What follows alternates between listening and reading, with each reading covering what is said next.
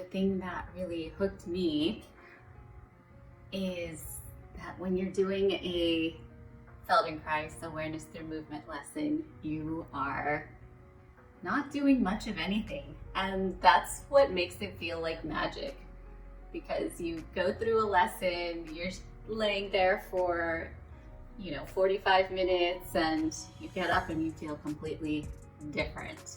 And it's the magic of stopping to tune in to your body that is so different from what we do day to day. When you're waking up in the morning and reaching for your cell phone, you never think, wait, how am I doing this? What's my shoulder doing? What are my ribs doing?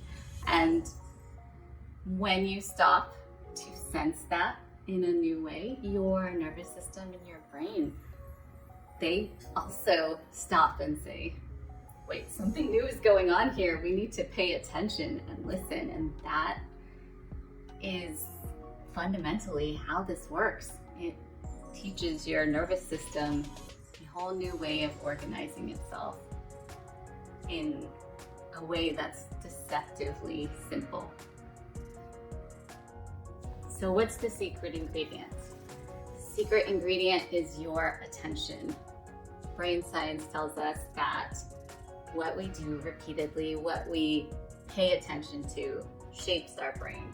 So if you're right-handed, for example, your brain devotes a lot more real estate to your right hand. And that's why when you try to do the same things with your left hand, if you try to write your name with your left hand, it's going to be a lot harder because you're not tuned into it. Your brain map does not have the detail that it does on the other side.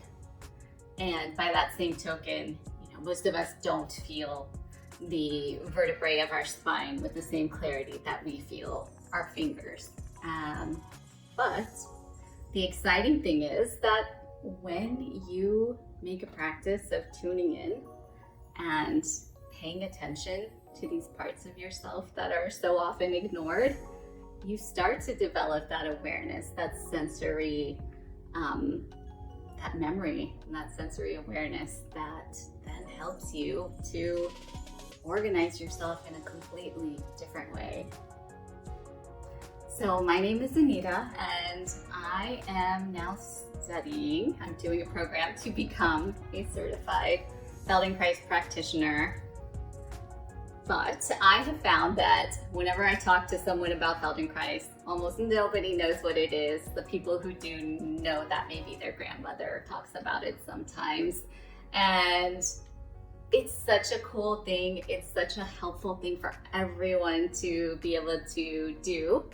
And so my goal in starting this channel is to start to share that information in a simple and accessible way, in a way that I don't see very much right now. And I think that this is such an amazing tool that I want to bring that kind of content to you. So please, subscribe to my channel. I'm excited to do whatever I can to help make this information and this practice accessible for everyone.